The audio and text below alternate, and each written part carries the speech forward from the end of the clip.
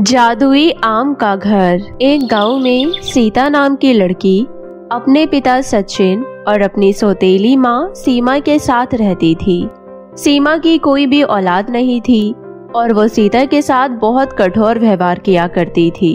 सचिन विदेश की कंपनियों के साथ काम किया करता था, जिसके कारण काम के सिलसिले से सचिन ज्यादातर घर से बाहर रहता था और इसी कारण सचिन ने दूसरी शादी सीमा के साथ करी, क्योंकि 4 साल पहले सीता की मां संजना की कार एक्सीडेंट में मृत्यु हो जाती है, जिसके कारण सीता के पिता सचिन अपनी बेटी सीता के पालन पोषण के लिए दूसरी औरत से शादी करता है, जिसकी खुद की कोई संतान नहीं होती। सचिन ने बहुत सोच समझ के पूरे 4 साल बाद सीता की परवरिश के लिए सीमा से शादी करी, ताकि वो अपनी बेटी सीता को अच्छे स्कूल में पढ़ा लिखा सके। परंतु सीता की सौतेली माँ के आ जाने के बाद सब कुछ उल्टा होने लगता है। जैसा कि सचिन ने सोचा था, उससे बिल्कुल उल्टा होता है। सचिन अपनी बेटी को हमेशा से पढ़ाई लिखाई की चीजें, वेस्टर्न कपड़े, कैंडीज, मफिन्स आदि लाकर दिया करता था, ताकि उसे बाहर के बच्चों के साथ कम और पढ़ाई में ज्यादा मन लगे। और इतनी अच्छी स्टैंडर्ड की बुक पढ़ती सीता को देख सीमा मन ही मन बहुत चढ़ा करती थी। सचिन के बाहर जाते ही सीता की सारी बुक्स, महंगे वेस्टर्न कपड़े, कैंडी, मफिन्स आदि सीता से छीन लिया करती थी, क्योंकि सीमा एक बहुत ही लालची और मतलबी औरत थी। सीता की पढ़ाई लिखाई तो बहुत दूर की बात है, सीता को इतने सारे कामों में लगा दिया करती थी कि उसे चैन की सांस भी नहीं नसीब हो पाती थी। ऐसे ही एक दिन सीता बहुत गहरी सोच में डूबी सोफे पर बैठी होती है और खाना खा रही होती है कि तभी वहाँ पर उसकी सौतेली माँ सीमा आती है और कहती है, क्यों रे महारानी, अभी तक तूने सिर्फ घर का काम निपटा पाया है और यहाँ मजे से बैठकर खाना खाने में लगी है। तुझे जरा भी शर्म नहीं आई कि पहले अपनी माँ को खिला दूं, फिर मैं खुद खाऊं? नहीं माँ, मैंने घर के सभी काम निपटाने के बाद ही खाना खाना शुरू करा है और आपका खाना रसोई में रखा है। जब आपको भूख लगे आप तब खा लेना। माँ, मैं सुबह से खाली पेट काम कर रही थी और मुझे भूख लगी तो मैंने खाना खा लिया। सीमा को सीता का ऐसे आराम से बैठकर खाना खाना अच्छा नहीं लगा और वो सीता को गुस्से से कहती है, अगर तूने अपना खाना खा लिया हो तो यहाँ से उठ और जा, घर में रखे खाली बर्तनों को अपने साथ ले जा और नदी से पानी भर ला। ठीक है माँ, अगर घर में पानी खत्म हो गया है तो मैं जंगल जाकर नदी के पास से पानी भर लाती हूँ। इतना कहकर सीता बर्तन उठाकर जंगल से पानी भरने जाती है। सीता जंगल की ओर जाने लगती है। जंगल में पहुंचकर वो नदी के किनारे पहुंच जाती है कि तभी सीता की नजर एक पेड़ पर जाती है, जहाँ पर लाल लाल गोल मटोल अनार लगे होते हैं, जिन्हें देखकर सीता बहुत ही खुश हो जाती है और उन्हें तोड़ने की कोशिश करती है। परंतु वो अनार इतने ऊपर थे कि सीता उन्हें तोड़ नहीं पाती और बहुत कोशिश करने के बाद भी सीता के हाथ एक भी अनार नहीं आता और वो निराश होकर नदी से पानी भरकर अपने घर चली जाती है। सीता को घर पर देर से आने की वजह से उसकी माँ सीमा को बहुत गुस्सा आता है और उसे फिर से सुनाती है, आ गई अपने बाप की पागल संतान, मैंने तुझे नदी से पानी लाने को कहा था, वहाँ बैठकर पानी बनाने को नहीं कहा था, और तू इतनी देर से क्यों आई है? मुझे लगता है तू वहाँ मौज मस्ती मार कर आई है, तभी तेरे को आने में देरी हो गई ना, और इसलिए आज की तेरी सजा ये है कि तुझे पूरा दिन खाना नहीं मिलेगा और अब तू अंदर जा और मेरे लिए स्वादिष्ट सा खाना बना, और अगर तुझे मैंने सुबह की तरह खाना खाते हुए देखा तो मैं तेरे हाथ पैर तोड़ दूंगी, समझी? अपनी माँ की इतनी खरी खोटी बातें सुन सीता रसोई में खाना बनाने चली जाती है और खाना बनाने लगती है। सीता को बहुत तेज भूख लगती है, लेकिन उसकी माँ सीमा उससे खाने के लिए भी नहीं पूछती और खुद अकेली ही पूरा खाना खा लेती है और उसे बर्तन धोने का काम भी दे देती है।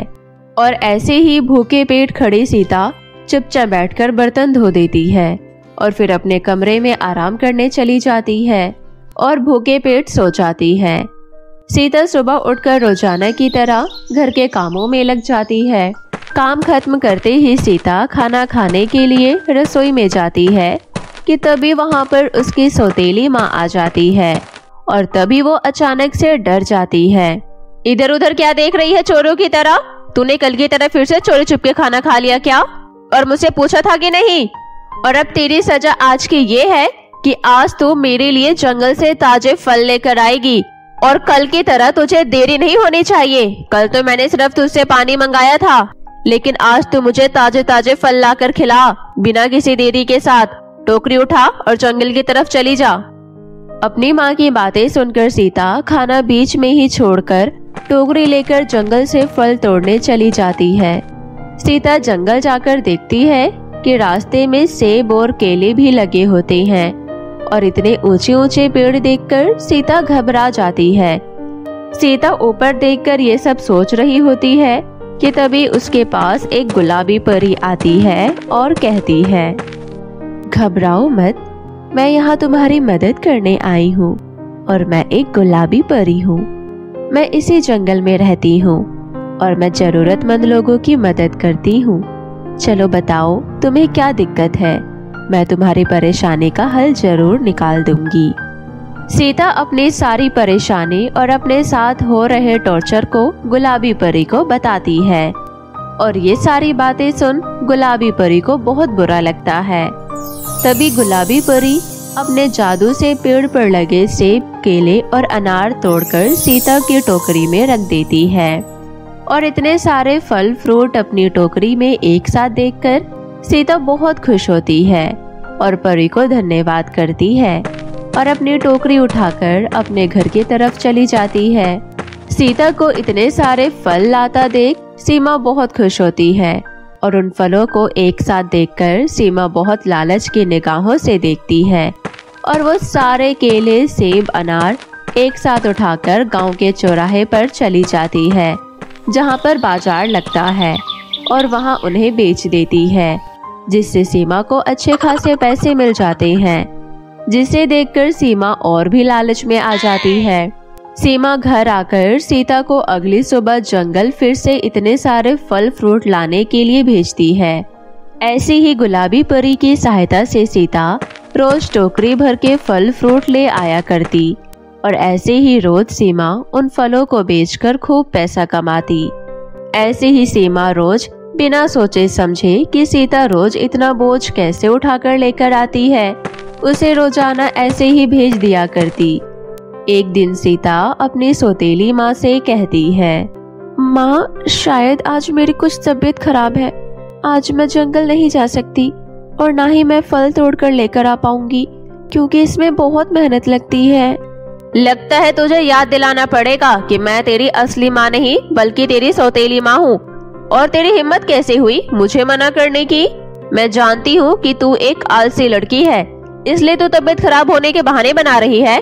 चल उठ और टोकरी उठा और भरी हुई टोकरी वापस लेकर आ, नहीं तो मैं तुझे बहुत मारूंगी। इतना कहकर सीमा सीता के गाल पर जोर से थप्पड़ मारती है और सीता को धक्के मारकर टोकरी पकड़ाकर जंगल से फल फ्रूट लाने को कहती है और जोर का थप्पड़ खाने के बाद सीता रोती हुई जंगल की ओर जाने लगती है कि तभी अचानक उसकी आंखें बंद होती है और वो एक कार के सामने आ जाती है और सीता को चोट लग जाती है कि तभी रास्ते से गुलाबी परी गुजर रही होती है और वो सीता को घायल देख वहां से उठाकर आम के पेड़ों के नीचे ले जाती है और उसे ठीक करती है। थोड़ी देर में सीता को होश आने के बाद सीता अपनी सारी आपबीती गुलाबी परी को बताती है और ये दर्दनाक बातें सुनकर गुलाबी परी सीता की सहायता करती है और वो गुलाबी परी सीता को जादुई आम का घर देती है और कहती है, ये लो सीता, तुम्हें इतना परेशान देखकर मुझसे रहा नहीं गया और मैं तुम्हें ये जादुई आम का घर देना चाहती हूँ। ये जादुई आम का घर तुम्हारी बहुत सहायता करेगा और इस जादुई आम के घर में तुम्हें किसी भी चीज की कोई कमी नहीं होगी। तुम जो चाहो, तुम जो खाना चाहो, तुम जो पहनना चाहो, तुम जो भी करना चाहो, तुम्हारी हर इच्छा ये पूरी करेगा। और अगर तुम्हें कोई और भी चीज चाहिए हो तो तुम इससे अपने विश बोल देना, ये तुम्हारी हर विश पूरी करेगा। सीता गुलाबी परी के दिए हुए जादुई आम के घर में जाती है और सीता जैसे ही उस जादुई आम के घर में जाती है तभी अचानक सीता का रंग रूप बदल जाता है और कार से लगी हुई चोट भी ठीक हो जाती है। और अपने आप को इतना सुंदर और अद्भुत देख सीता बहुत खुश होती है। आम के जादुई घर में सीता देखती है कि जैसे उसके पिताजी उसके लिए वेस्टर्न कपड़े लाया करते थे, बिल्कुल वैसे ही कपड़े उस घर में रखे हुए होते हैं। बहुत सी डिफरेंट कंपनी के मेकअप किट देखती है और ये सब देख सीता बहुत खुश होती है। अब सीता बहुत खुश रहने लगती है और इसी तरह सीता जादुई आम के घर में रहने लगती है। तो दोस्तों, कैसी लगी आपको हमारी ये कहानी, हमें कमेंट करके ज़रूर बताएं। अगर आपको हमारी ये कहानी पसंद आई हो तो इसे लाइक और शेयर करना ना भूलें।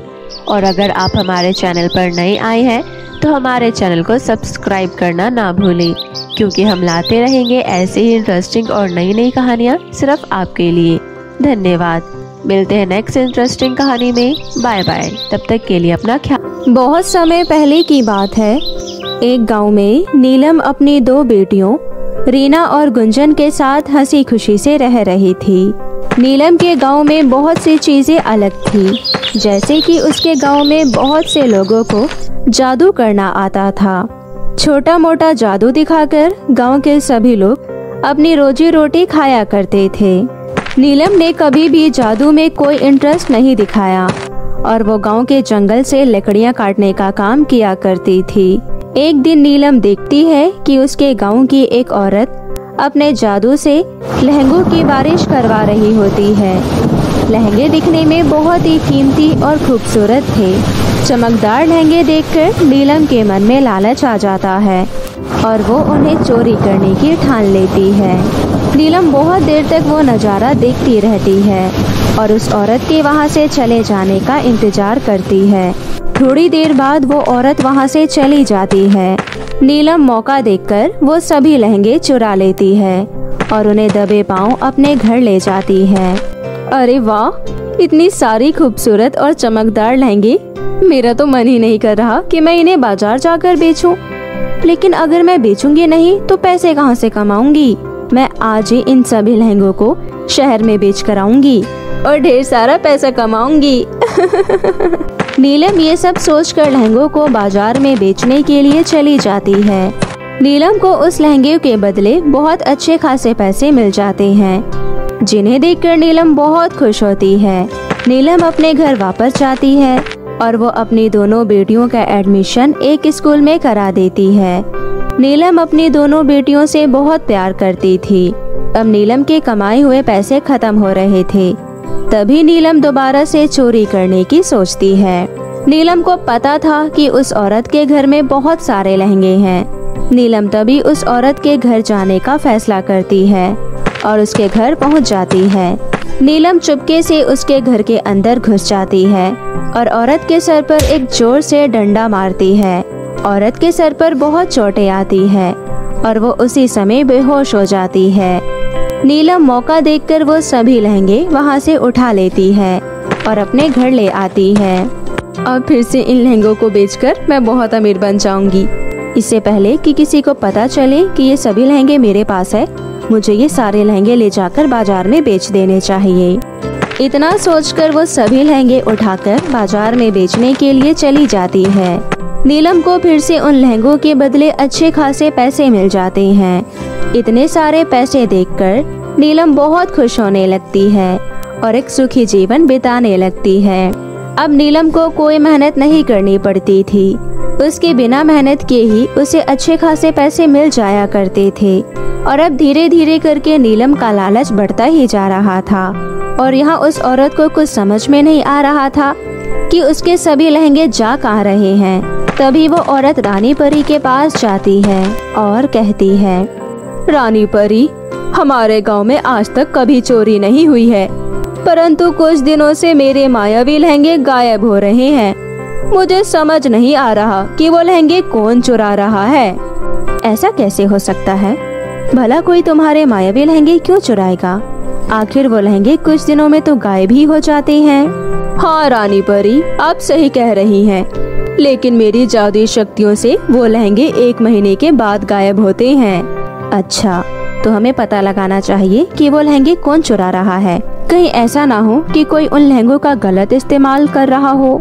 रानी परी अपनी जादुई दिव्य दृष्टि से उस चोर का पता लगा लेती है। देखो, तुम्हारा चोर हमें मिल गया है, परंतु देखो, इसे तुम्हारे लहंगों की बहुत आवश्यकता है। इसकी 2 बेटियां हैं और इसका घर चलाने के लिए कोई नहीं है। हमें इसकी सहायता करनी चाहिए। ये सब तो ठीक है रानी परी, परंतु आपको नहीं लगता कि हम उसे बढ़ावा दे रहे हैं? हमें उसे चोरी करने से रोकना चाहिए। हाँ, ये तो तुम सही कह रही हो। अगर हमने नीलम को नहीं रोका तो गांव में और लोगों की चोरी करने की हिम्मत बढ़ जाएगी। रानी परी नीलम को सबक सिखाने के लिए एक सोने का मायावी लहंगा बनाती है और वो लहंगे उस औरत को देकर कहती है, देखो, ये एक सोने का मायावी लहंगा है। तुम इसे ले जाकर अपने जादू से नीलम के सामने लाना और उसे यही लगना चाहिए कि ये तुम्हारे लहंगे हैं। तभी हमारे इस जादुई सोने के लहंगे से उसे अच्छा सबक मिलेगा। रानी परी के कहे अनुसार वो औरत सोने के लहंगे को ले लेती है और जाकर नदी के किनारे अपने जादू से तपस्या करने लगती है। उस औरत को पता होता है कि इस समय नीलम उसके लहंगे चुराने आती है। उस औरत को तपस्या करते देख और उसके सामने जादुई सोने का लहंगा देख नीलम के मन में लालच आता है और उस औरत को तपस्या में खोया हुआ देख नीलम दबे पैर वो सोने का लहंगा चुराने की सोचती है। नीलम धीरे धीरे अपने कदम आगे बढ़ाती है। जैसे ही नीलम वो सोने का लहंगा छूती है, तभी नीलम के ऊपर बहुत सारे लहंगों की बारिश होने लगती है। लहंगों की बारिश बहुत ज्यादा थी, जिसमें नीलम दब जाती है और चिल्लाने लगती है। तभी वो औरत अपनी तपस्या से बाहर आ जाती है और कहती है, नीलम, मैं सब जानती हूँ कि तुमने ही मेरे सारे लहंगों की चोरी की है और आज मैं तुम्हें इसका दंड देने के लिए तुम्हारे सामने ये जादुई मायावी सोने का लहंगा लेकर आई थी। देखो नीलम, हम सभी के जीवन में बहुत सारे दुख होते हैं, परंतु हमें ईमानदारी से उसका हल निकालना चाहिए। मैं मानती हूँ कि तुमने चोरी अपने फायदे के लिए नहीं की, परंतु तुम्हें इन लहंगों को देखकर इस तरह लालच में नहीं आना चाहिए था। मुझे माफ कर दो, मैं आगे से ऐसा कभी नहीं करूँगी। वो दरअसल मेरी 2 बेटियां हैं जिन्हें मुझे पढ़ा लिखा कर काबिल बनाना है और मैं बेचारी अकेली महिला क्या क्या करूँगी। इसलिए उन लहंगों को देखकर मेरे मन में लालच आ गया था, परंतु अब मैं समझ गई हूँ चोरी करना बुरी बला है। मुझे माफ कर दीजिए। तभी वहाँ पर रानी परी प्रकट हो जाती है और कहती है, नीलम, तुम एक बहुत समझदार महिला हो और तुम्हें अपनी दोनों बेटियों का ध्यान अच्छे से रखना चाहिए। अगर तुम्हें कुछ हो गया तो तुम्हारी बेटियों को कौन पालेगा? हम दोनों तुम्हें इस गलती के लिए माफ कर रहे हैं, परंतु आगे से ध्यान रहे तुम कभी भी चोरी मत करना। रानी परी, मैं चोरी नहीं करना चाहती थी, परंतु अपनी दोनों बेटियों को सुखी जीवन देने के लिए मैं कुछ भी कर सकती हूँ, इसलिए मैंने चोरी की। नीलम, तुम एक बहुत अच्छे स्वभाव की औरत हो, इसलिए मैं तुम्हें ये सोने का लहंगा दे रही हूँ। ये सोने का लहंगा तुम्हारी हर मुसीबत में सहायता करेगा और तुम्हारी हर जरूरतों को भी पूरा करेगा।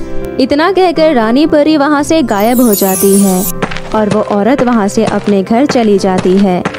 नीलम को अपनी चोरी करने पर पछतावा होता है और रानी परी का दिया हुआ लहंगा अपने घर ले जाती है और अब नीलम अपनी दोनों बेटियों के साथ और जादुई सोने के लहंगे की मदद से अपनी आगे की जीवन हंसी खुशी से बिताने लगती है।